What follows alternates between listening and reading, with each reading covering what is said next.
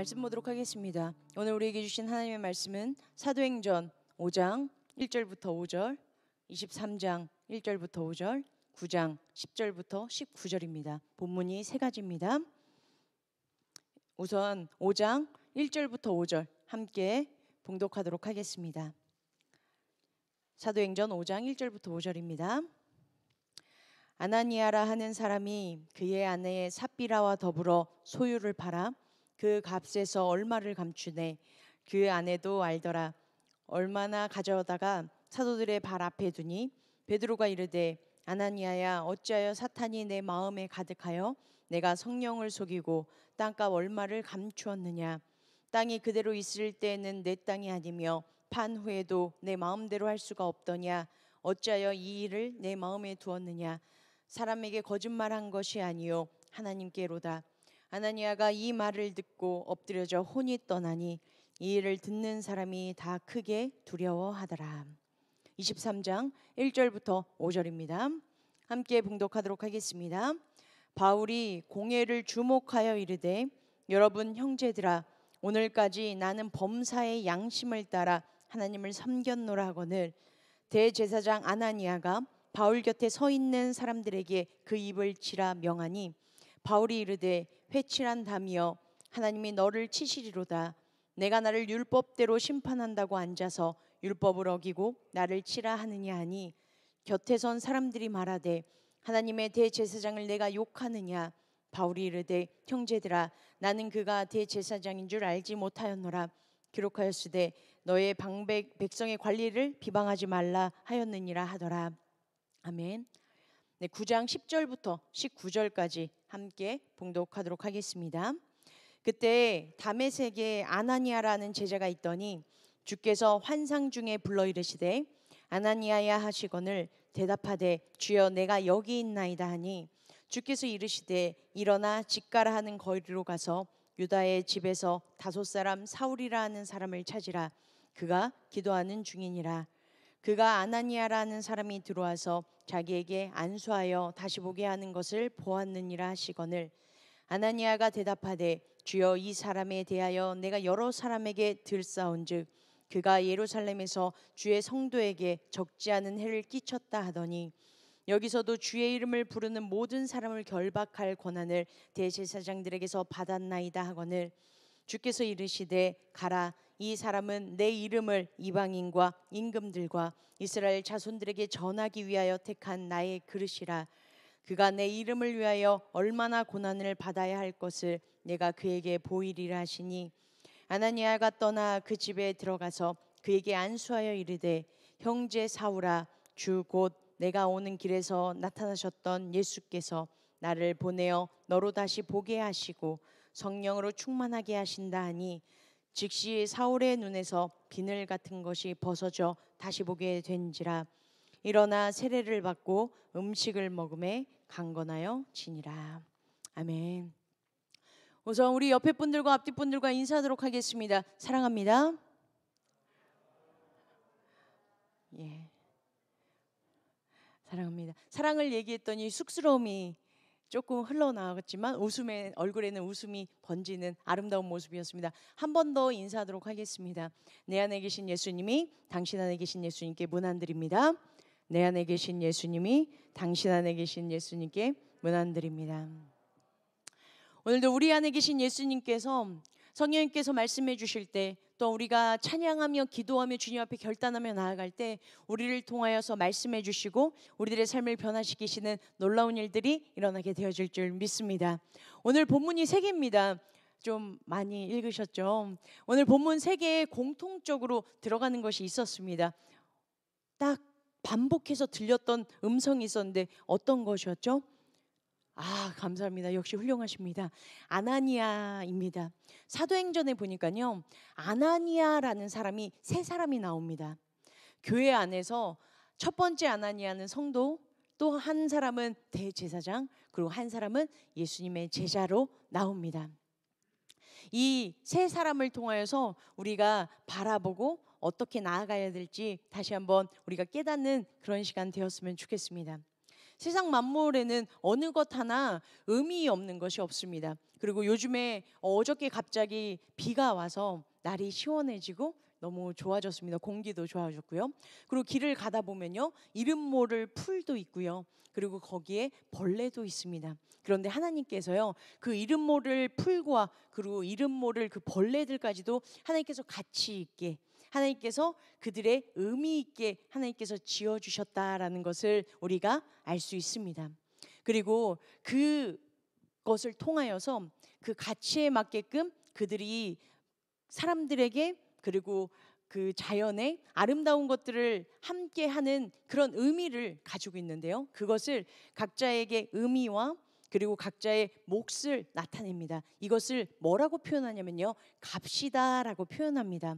그래서 그 고귀한 의미의 값이라는 그 단어가요, 참 신기하게 사람에게 딱 부여되었을 때 부정적인 의미로 그것들이 쓰여질 때가 있음을 볼 수 있습니다. 그것 중에 하나가 꼴값하네라는 것이 있습니다. 이제 꼴값이라는 것은 얼굴 값을 한다라는 뜻입니다. 우리 옆에 분들에게 한번 인사 한번 하도록 하겠습니다. 꼴값하십니다.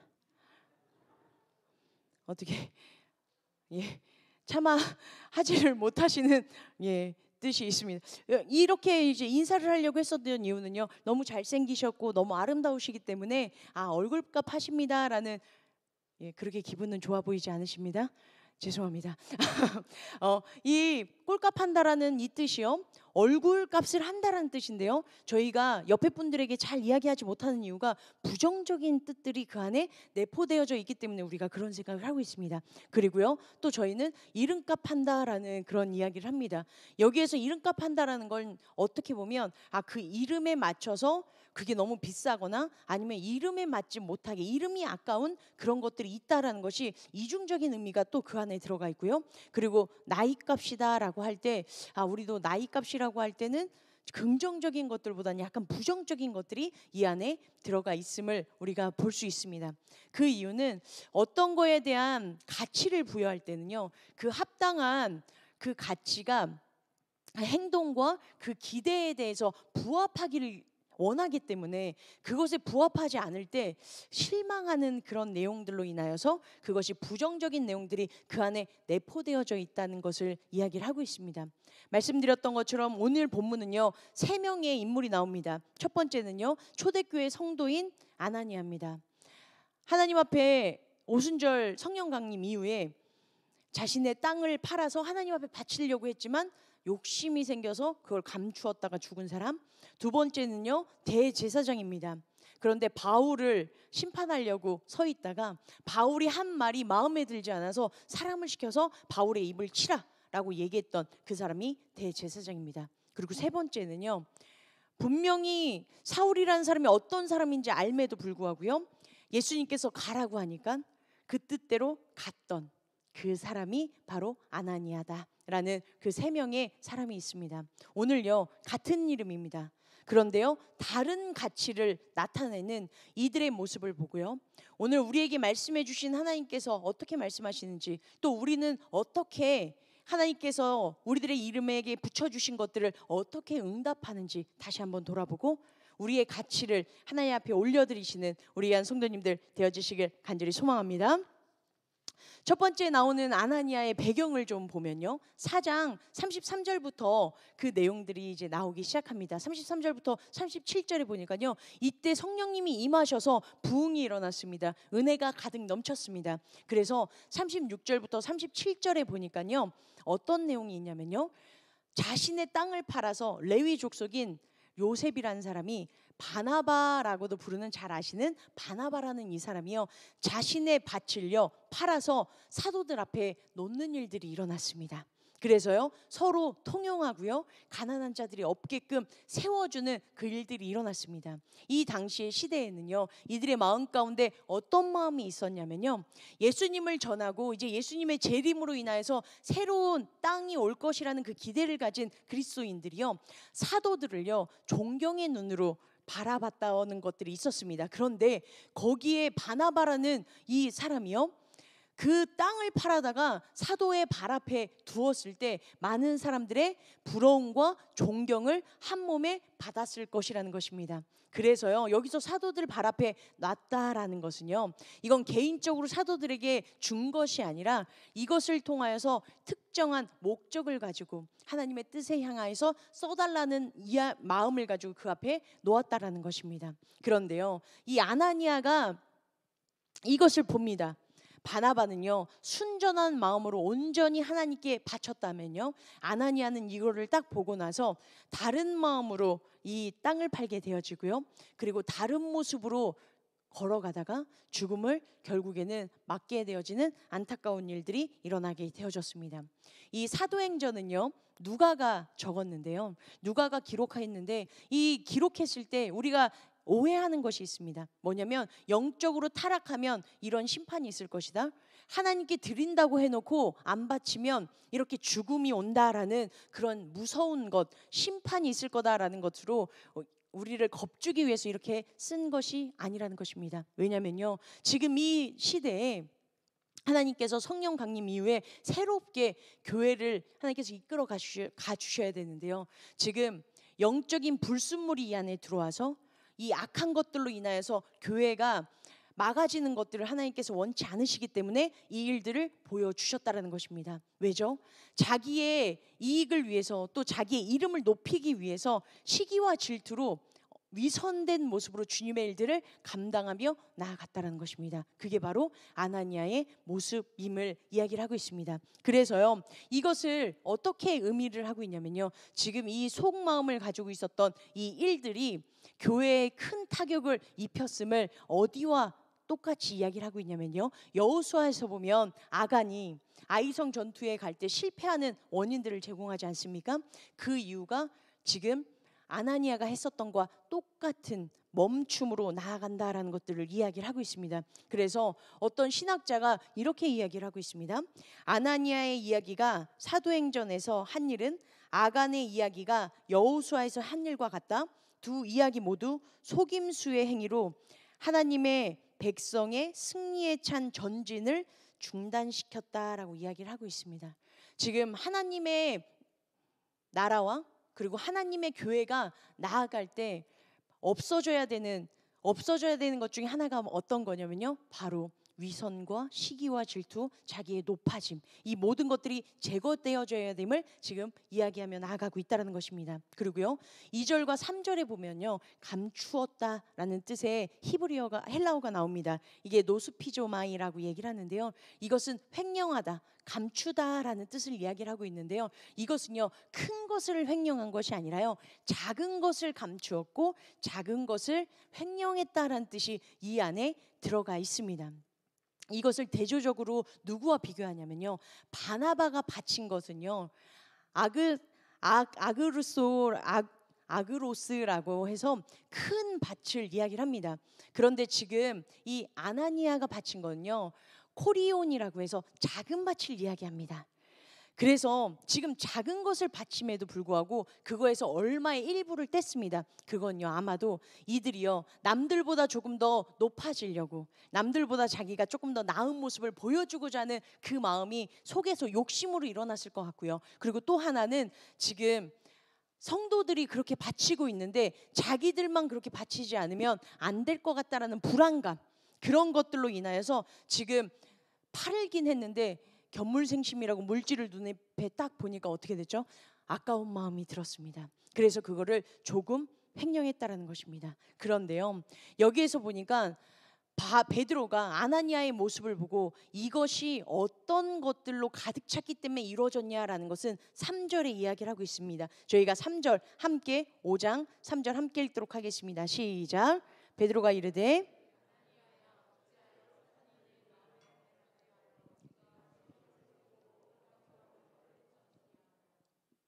여기서 보니까요, 뭐가 마음에 가득 찼다라고 얘기를 하고 있죠? 사단이 내 마음속에 가득 찼다라고 얘기합니다. 지금 사단이 가득 찬 행동은요, 시기와 질투와 위선, 그리고 자기를 높이려고 하는 그 모든 것들이 이 안에 들어갔다라는 것입니다. 그리고요, 성령을 어떻게 했다고 그러죠? 성령을 속이고라고 얘기를 하고 있습니다. 여기에서 이 성령을 속인다라는 것은요, 분명히 성령님께서 마음에 헌신하고자 하는 마음을 주셨습니다. 그런데요, 그 마음 가운데 그것보다 자신의 그 아까운 것들이, 그 성령님께서 말씀하시는 것들을 이겨버렸다는 것입니다. 그리고요, 성령을 시험했다라는 것이 그 뒤에 나오는데요, 성령이 시험했다라는 것은 어떤 것이냐면요, 지금 성령님이 우리들의 눈에 보이지 않습니다. 그러니까요, 하나님이 보시지 않을 거야. 그리고 자기가 분명히 잘못했음에도 불구하고요, 그것을 지금 성령님께서 보고 계시지 않을 거라는 그런 마음을 가지고 함부로 대했던 것, 교묘하게 숨기려고 했었던 것, 그것이 바로 지금 이 아나니아의 마음 가운데 들어가 있었습니다. 그랬을 때 결과는 어떻게 되어졌죠? 죽음이었습니다. 거짓의 결과, 자신을 높이려 하고 위선과 교만의 결과, 그리고 시기와 질투의 결과는요, 죽음으로 나아가는, 그게 바로 첫 번째 아나니아의 모습이었습니다. 두 번째에 나오는 아나니아는요, 23장에 나오는 아나니아입니다. 바울이요, 공회 앞에 섭니다. 그리고 주목하여 사람들에게 이렇게 고백을 합니다. 1절에 보니까요, 바울이 지금 사람들에게 이런 고백을 합니다. 1절, 23장 1절입니다. 시작. 바울이 공회를 주목하여 이르되,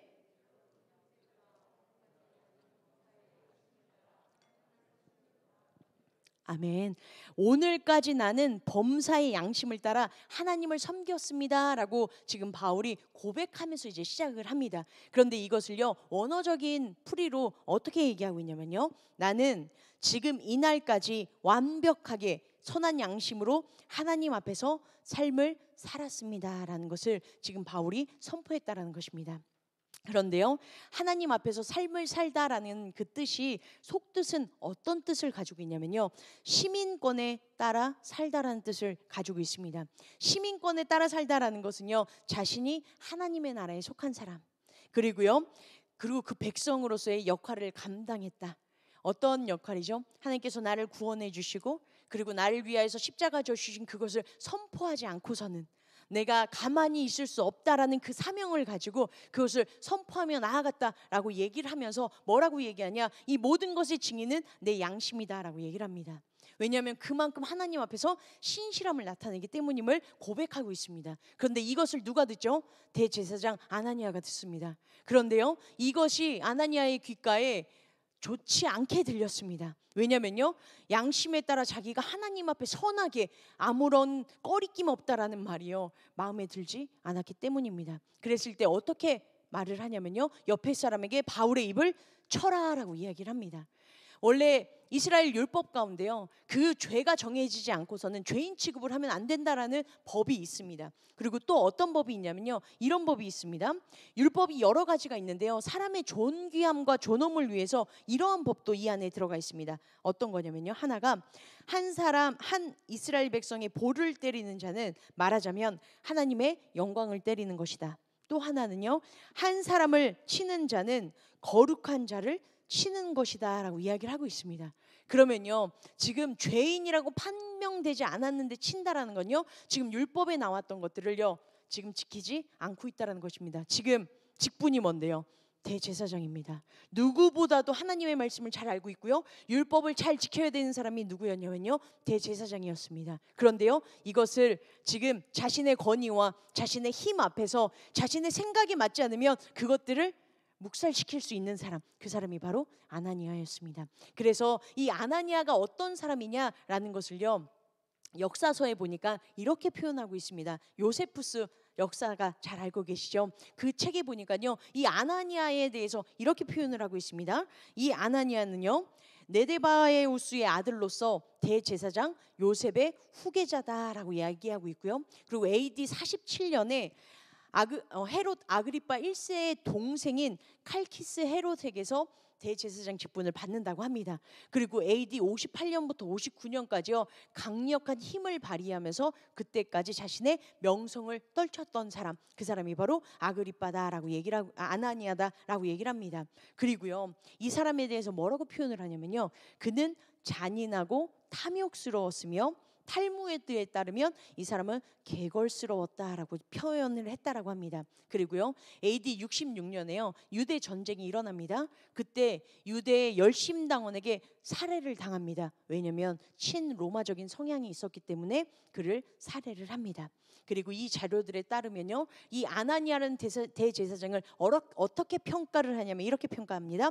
아나니아는 탐욕스럽고 불의하며 유대 율법에 비헌신적인 인물이었습니다라고 얘기를 하고 있습니다. 지금 아나니아에게 3절에 보니까요, 지금 바울은요 이렇게 표현합니다.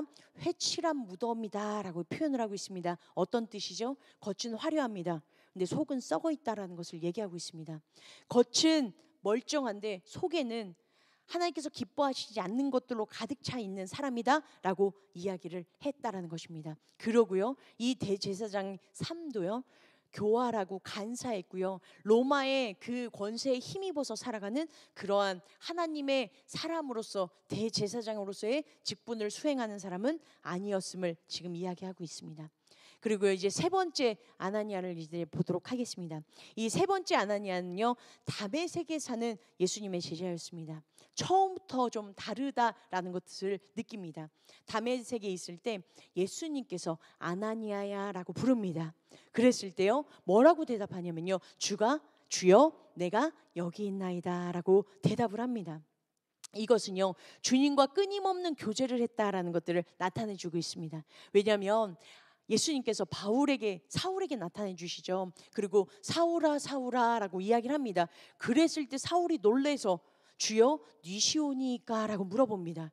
전혀 누군지 인지할 수가 없다라는 것입니다. 그런데요 주여 내가 여기 있습니다 라고 반응했다라는 건요 그만큼 영적으로 주님과 깊이 교제했던 사람, 그 사람이 바로 아나니아였다라는 것입니다. 그랬을 때 예수님께서 명령을 합니다.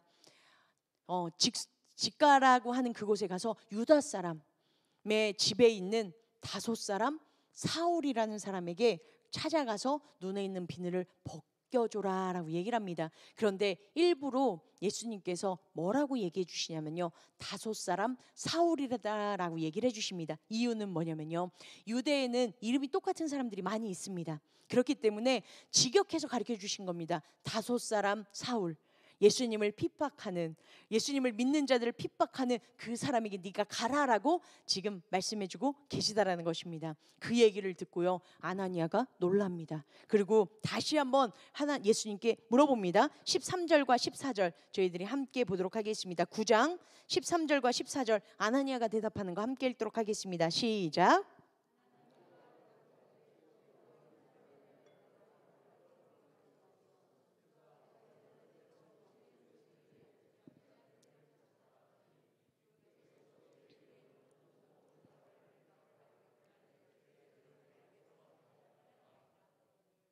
아멘.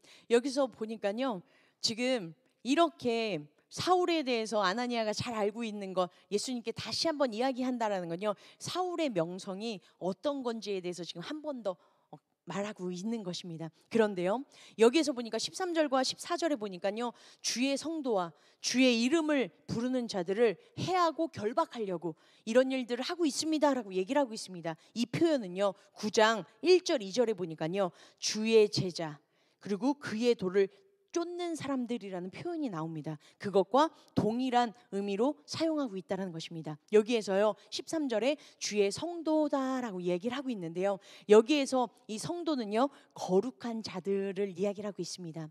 하나님께서요 거룩한 영을 부어주셔서 그리고 그 영을 받은 사람들이 새 언약의 백성으로서 하나님 앞에 회복되어졌다라는 신앙의 고백을 하는 사람들이 바로 성도님들이다, 성도다라는 것들을 지금 이야기를 하고 있는 거고요. 그리고 주의 이름을 부르는 자들이라고 얘기를 하고 있습니다. 이것은요 예수님이 나의 구원자이십니다. 그래서 예수님의 이름의 권세와 그 능력을 내가 의지해서 나아갑니다라는 고백을 하는 사람들, 그것이 바로 주의 이름을 부르는 자들입니다. 지금 사울은요 이 모든 성도와 주의 이름을 부르는 자들에 대한 이 결박과 억압을 하며 나아가는 자다라는 것을 이야기를 하고 있습니다. 그런데요 예수님께서 이 말에 한마디 더 하십니다.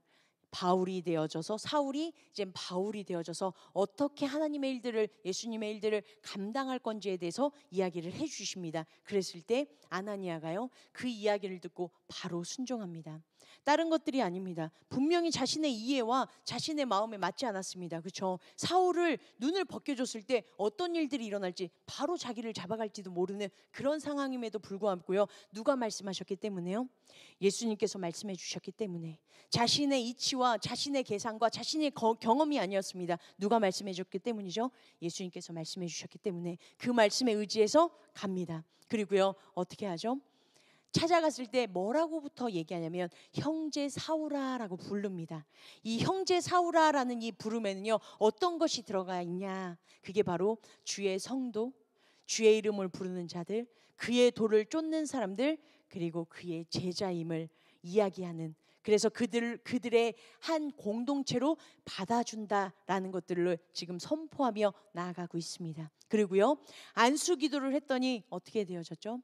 다시 보게 되는 은총을 누리게 되어졌다라는 것입니다. 그래서요, 바울이 되어지고요, 나중에 바울이 되어지고요, 이 바울이 놀라운 사도가 되어져서요, 지금 우리도 참 존경하는 그런 하나님의 사람 중에 한 분이 바로 바울 사도지 않습니까? 이런 사람을 세우는 사람이 누가 되어졌냐? 바로 제자 아나니아가 되어졌다라는 것입니다. 그래서요, 신학자 바클레이라는 사람이 있습니다. 이 사람이 뭐라고 지금 아나니아에 대해서, 제자 아나니아에 대해서 얘기했냐면요, 이 아나니아는 기독교 교회에 잊혀진 영웅 중에 한 사람이다라고 표현을 했습니다. 기독교 교회에서 잊혀진 영웅 중에 한 사람, 그 사람이 누구라고요? 아나니아다라고 이야기를 합니다. 여기에서요, 아나니아의 이름의 뜻은요, 여호와는 은혜로우시다라는 뜻입니다. 지금요, 같은 이름을 가지고 있었고요, 같은 교회 안에서 같은 삶을 지금 보여주고 있습니다. 그런데요, 이 이름은 같지만요, 그 사람들의 가치와 그것을 발휘하는 것들이 지금 다르게 나타나고 있음을 볼 수 있습니다. 이름값은요, 그 이름과 그 가치가 잘 어우러져서 적절한 곳에 사용될 때 가장 빛나게 되어진다라는 것을 지금 이야기하고 있습니다. 지금요, 누가 그 이름에 맞춰서 가장 빛나게 적절하게 그 이름값을 한 사람이 누구였죠? 세 번째, 네, 제자 아나니아였다라는 것입니다. 이 제자 아나니아가 했었던 그 일 중에 하나가 어떤 거냐? 예수님 때문에였습니다. 예수님께서 원하신다면 기꺼이 해낼 수 있는 사람, 그 사람이 바로 제자 아나니아였습니다. 그리고요, 성도인 아나니아는요, 자신이 높아지고자 하는 욕심이 있었습니다. 그리고요, 질투와 시기심으로 인하여서 그 모든 것들을 행하려고 하는 거짓된 모습이 그 안에 들어가 있었고요, 대제사장 아나니아는요, 자신의 권력과 모든 힘이 자신의 것임을, 자신이 이루어져 나가야 되는 것인장 의기양양했던 사람, 그 사람이 대제사장 아나니아였고요. 그리고 예수님의 제자 아나니아는요, 그럼에도 불구하고 기꺼이 주님께서 말씀하신다면 순종하며 나아가는 사람, 그 사람이 바로 제자 아나니아였다라는 것을 지금 이야기하고 있습니다. 지금 우리들에게는 우리 주님께서 어떤 모습으로 우리를 부르시고 요청하고 계실까요? 분명히 우리 주님께서도 동일한 이름을 하나를 허락해 주셨습니다. 어떤 이름이죠? 성도라는 이름으로 우리를 불러주셨습니다. 거룩한 자들, 주님의 이름을 부르는 자들, 그의 도를 따르는 자들, 그리고 그의 제자, 예수님의 제자, 성도로 우리를 불러주셨습니다. 분명히 성도라는 이름으로 우리가 같이 있지만 우리가 이 세 사람의 모습처럼 다른 모습으로 응답하지 않았으면 좋겠습니다. 우리는요, 동일하게 하나님께서 우리에게 말씀해 주셨던 그 말씀을 붙잡고요, 기꺼이 그 말씀을 살아내는, 그리고 그 말씀을 따라 주님께 모든 걸 맡겨드리는 그런 성도의 모습, 제자의 모습으로 응답하는 우리 귀한 성도님들 되시길 소망합니다. 이것이 어디에 가장 잘 나타나져 있냐? 바로 베드로전서 2장 9절에 성도로서 이제 우리가 어떻게 살아가야 될지에 대해서 말씀해 주신 부분이 있습니다. 우리가 함께 찾도록 하겠습니다. 이거는 제가 PPT를 일부러 만들지 않았습니다. 베드로전서 2장 9절입니다. 신약성경 베드로전서 2장 9절 378페이지입니다. 베드로전서 2장 9절입니다. 함께 읽도록 하겠습니다. 그러나 너희는 택하신 족속이요 왕 같은 제사장들이요 거룩한 나라요 그의 소유가 된 백성이니 이는 너희를 어두운 데서 불러내어 그의 기이한 빛에 들어가게 하신 이의 아름다운 덕을 선포하게 하려 하심이라. 아멘. 성도로서 불러주신 우리 주님께서 우리에게 요구하시는 바는 다른 것이 아니라고 얘기합니다. 성도로서 우리는 어떤 모습이냐라고 얘기를 해주셨냐면 앞부분에 이렇게 말씀하시죠. 우리는 성도로서 택한 족속이고 왕같은 제사장들이고 거룩한 나라고 그의 소유가 된 백성, 그들이 누구라고요? 성도다라고 얘기를 하십니다. 그리고 성도로 불러주신 이유가 이거랍니다. 뭐죠?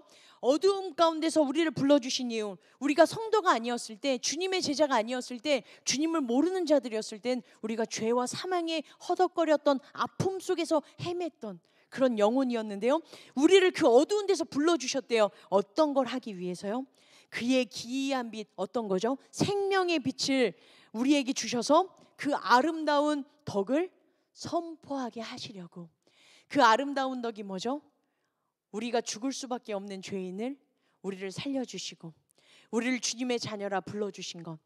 예수님이 우리의 구원자가 되어주십니다. 예수님은 지금 우리와 함께 하십니다. 예수님은 지금 살아계십니다. 이 선포를 우리에게 원하신다는 것입니다. 우리가 복음성가, 제가 참 좋아하는 복음성가 중에 하나가 있는데 거기에서 보니까 이런 가사가 있습니다. 구원함을 받은 기쁨 세상에서 제일이라. 영광의 길 허락하신 주님을 찬양하세라는 그런 가사가 있습니다. 구원함을 받은 기쁨 세상에서 제일이라. 제일이십니까? 다시 한번 여쭤보겠습니다. 구원함을 얻은 기쁨 세상에서 제일이십니까? 왜 구원함을 얻은 기쁨이 세상에서 제일이냐면요, 죄를 우리가 크든 작든 한번 하나님 앞에든 사람 앞에든 져본 적이 있으시죠? 예, 저도 참 많이 있습니다. 근데 죄를 져봤더니요, 어떤 것이 있냐면요, 나만 알고 있는 죄인데도요, 왜 이렇게 이걸로 인하여서 내 마음이 힘들고 어렵고 눈치를 보고 그리고 자신감이 없고 왜 이렇게 눌리고 힘드는지 모르겠습니다. 뭐의 영향력이냐면요, 죄의 영향력이 그렇더라고요. 크든 작든요, 죄로 인하여서 우리가 눌려지는 그 이유가 어떤 거냐? 주님과 단절되어졌기 때문에. 우리의 호흡이신, 우리의 생명신 주님의 그 생명과 호흡이 단절되는 순간 우리는 어떻게 되어지냐? 숨을 쉴 수 없어서 허덕일 수밖에 없게 되어지는. 그래서 이 죄가요, 크든 작든 우리에게 너무 큰 죄짐입니다. 그런데 이 죄를요, 누가요? 예수님께서 우리의 이 죄를 구원해 주시고 그 피로 인해서 피값으로 우리를 살려주셔서 이제는 그 죄가 너에게 효력이 없다라고 말씀해 주시는 그 놀라운 은혜, 그것이 바로 아름다운 덕임을 잊지 않으시기를 간절히 소망합니다. 그걸요, 우리만 간직하는 것이 아니라 어떻게 하길 소망하시는 거죠? 선포하길 소망하십니다. 이제 그 죄로 인해서 묶여있는 사람들, 그것으로 인해서 억압당하는 많은 사람들, 이제 예수님의 이름으로 나와서 예수님으로 인하여서 자유함을 누리라고 선포하는 것, 그것이 바로 우리 성도님들이 해야 되는 사명임을 우리 주님께서 말씀해 주고 계십니다. 우리가 그렇게 주님 앞에 주님께서 우리에게 말씀해 주셨고 또한 우리 삶에 은혜로 부어주신 그것들을 응답하며 나아갈 때 우리 귀한 성도님들께서 거룩한 자들로, 주의 이름을 부르는 자들로, 그리고 주님을 구주로 붙잡고 나아가는 주님의 제자로, 그래서 그의 도를 쫓아서 많은 사람들을 옳은 대로 이끄시는 놀라운 일들을 이루시는 우리 성도님들 되어주실 줄 믿습니다. 우리 성도님들, 그리고 제가 참 부르고 또한 이 삶을 살아냈으면 좋겠다라는 찬양을 우리가 마무리했으면 좋겠는데요, 성도님들은 이렇게 살았으면 좋겠습니다, 하나님의 사람은 이렇게 살았으면 좋겠습니다 라는 찬양으로 우리가 결단하며 나아갔으면 좋겠습니다. 참 좋아하는 찬양인데 저도 잘 부르지 못합니다. 그 이유는 이렇게 살아내지 못하기 때문입니다. 오늘은 우리가 이 찬양을 고백하면서 하나님, 제가 이 찬양처럼 이 찬양이 기도가 되어져서 이렇게 살아내길 소망합니다. 그리고 이렇게 살아냄으로 말미암아 우리 남산교회가 놀라우신 하나님의 그 성도의 이름값을 해내는, 그래서 그 빛을 주님께 올려드리는 그런 놀라운 일들을 이뤄내는 하나님의 사람이 되기를 원합니다 라는 간절한 마음으로 찬양하시고 이 찬양으로 함께 기도하며 나아가시길 간절히 소망합니다. 찬양하도록 하겠습니다.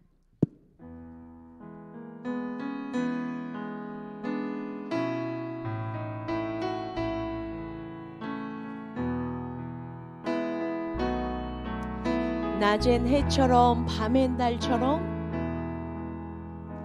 낮엔 해처럼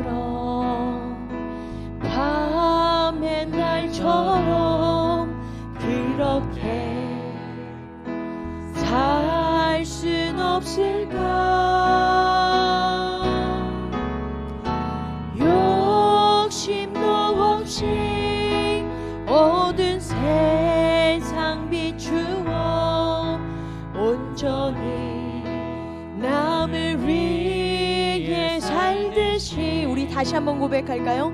낮엔 해처럼, 낮엔 해처럼 밤엔 달처럼, 밤엔 달처럼 그렇게 살 순 없을까? 욕심도 없이 어두운 세상 비추어 온전히 남을 위해 살듯이 나의 일생에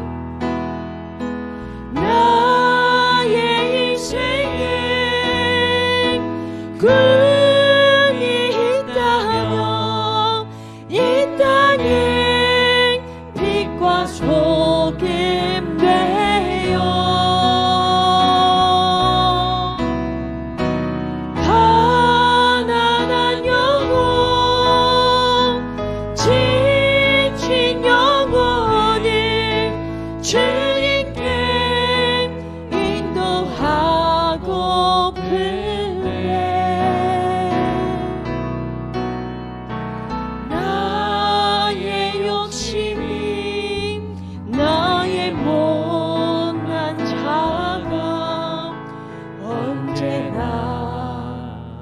커다란 침대여 나를 짓눌러 마음을 공고케 하니 예수여 나를 도와주소서. 예수님처럼 바울처럼, 예수님처럼 바울처럼, 바울처럼 그렇게 살 순 없을까? 남을 위하여 당신들의 온몸을 온전히 버리셨던 것처럼. 다시 한번 예수님처럼 바울처럼, 예수님처럼 바울처럼 그렇게 살길 간절히 소망합니다.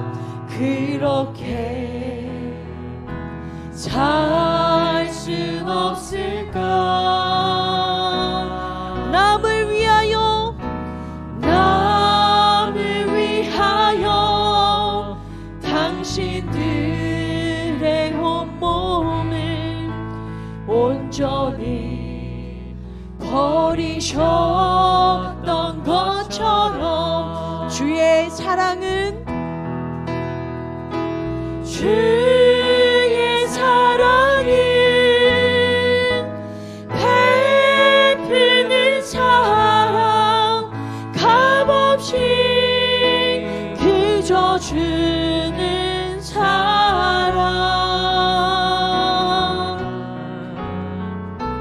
그러나 나는 주는 것보다 받는 것 더욱 좋아하니. 주의 사랑은 베푸는 사랑, 주의 사랑은 베푸는 사랑, 값없이 그저 주는 사랑. 그러나 나는, 그러나 나는 주는 것보다 받는 것 더욱 좋아하니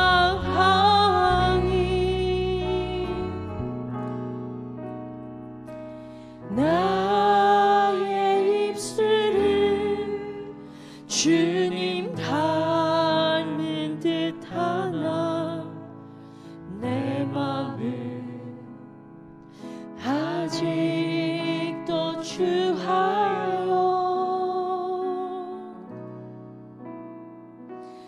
받을 사람만 계수하고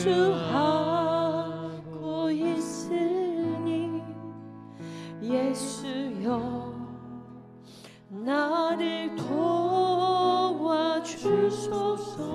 받을 사랑만 계수하고 있으니 받을 사랑만 계수하고 있으니 예수여 나를 도와주소서.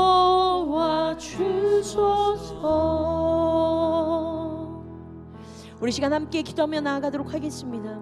이 시간 기도할 때 하나님, 같은 이름이지만 다른 가치로 응답하는 사람들을 봤습니다. 우리가 같은 성도지만 하나님 앞에 다르게 응답하지 않기를 소망합니다. 예수님처럼, 바울처럼, 낮엔 해처럼 밤엔 달처럼 그렇게 그 이름값을 해낼 수 있는 성도들 되어지기를 간절히 소망합니다. 하나님, 그렇게 해낼 수 있도록 우리 가운데 성령님 임하여 주시옵시고 예수님 우리를 도와주셔서 우리가 그 길을 걸어가는 성도의 삶 살아낼 수 있도록 도와달라고, 우리가 온전히 주님께서 기뻐하시는, 주님께서 원하시는 그 삶을 살아내는 아름다운 덕을 선포하는 아름다운 성도들의 모습 되어줄 수 있도록 도와달라고, 내가 그런 성도 될 수 있도록 도와달라고, 주님 도와달라고, 성령님 임해달라고 시간 간절한 마음으로 주님께 기도하며 나아가도록 하겠습니다. 기도하시겠습니다. 주여,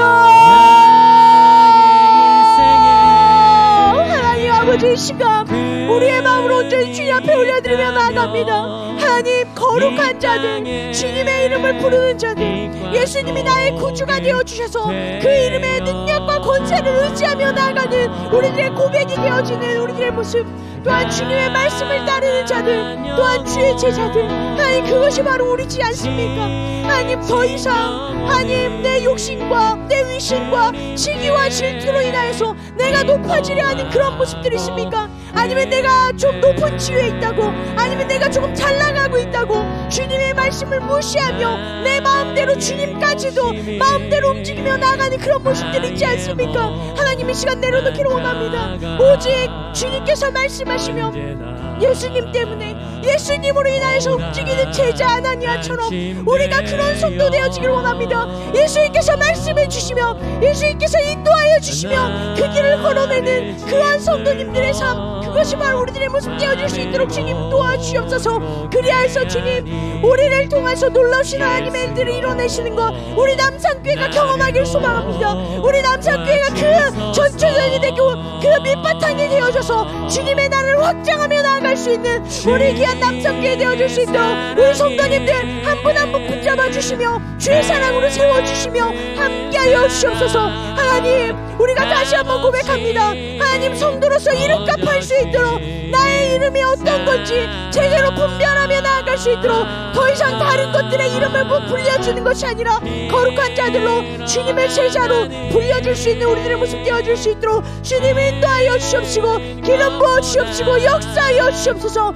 우리 가운데 함께 하시는 주님을 기대하며 바라보며 나아갈 수 있는 우리들의 모습 되어지길 소망하오니 성령님 임하여 주셔서 예수님 도와주셔서 우리가 그렇게 살아내는 사람들 되어줄 수 있도록 주님 인도하여 주시옵시고 우리 손을 잡아 우리를 주님의 품 안에 인도하여 주시옵시고 주님과 함께 걸어가는 그 동행의 기쁨과 은혜를 누리며 나아갈 수 있도록 도와주시옵소서.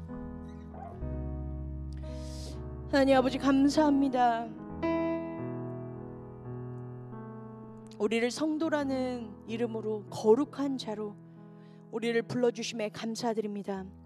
하나님, 우리가 다른 이름으로 불려지지 않길 소망합니다.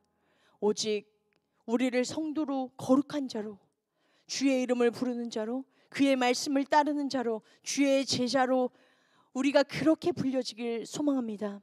하나님, 내 직분과 그리고 내 사회적 지위와 내가 교회에서 어떤 위치에 있는지, 하나님, 그런 것들이 아니라 그 삶 가운데 그 이름을 가장 빛나게 할 예수님의 말씀을 우리가 응답하여 그 가치를 올려드릴 수 있는 성도님 한 분 한 분 되어줄 수 있도록 주님 축복하여 주시옵소서. 우리의 힘으로는 도저히 할 수 없사오니 예수님 찾아와 주셔서 우리를 도와주시옵시고, 성령님 인도하여 주시옵시고, 우리 가운데 충만함으로 예수님께서 일하실 수 있도록 내어드릴 수 있는 우리 귀한 성도님들의 삶 되어줄 수 있도록 축복하여 주시옵소서. 그래야 할 때 우리 성도님들을 통하여서 하나님, 우리 남산교회에 놀라우신 하나님의 역사가 일어나는 일들이 이루어질 수 있도록 주님 도와주시옵시고, 또한 그 일들로 인하여서 우리 주님의 이름이 높아지는 놀라운 주님의 나라가 성취되는 일들이 이루어질 수 있도록 주님 도와주시옵소서. 오늘도 다시 한번 우리들의 이름이 무엇인지 생각하며 그 이름을 응답하며 나아갈 수 있도록 주님께 마음을 쏟으며 나아가는 오늘의 한날의 삶 되어줄 수 있도록 도와주시옵시고, 우리들의 발걸음과 삶이 주님으로 가득 차서 예수님 때문에 살아내시고 예수님으로 말미암아 승리하시는 우리 귀한 성도님들 되어줄 수 있도록 주님 도와주시옵소서. 오늘도 주의 사랑으로 품어주시고 늘 승리의 길을 함께 하시는 주님께 감사드리며 나의 주 나의 하나님이신 예수님의 이름으로 기도드립니다. 아멘. 이 시간 다 같이 일어나셔서 우리 선포하시고 예배 마치도록 하겠습니다. 우리 오른손을 높이 드시고요, 함께 우리 선포하며 나아가도록 하겠습니다. 아멘. 주 예수여 오시옵소서. 마라나타.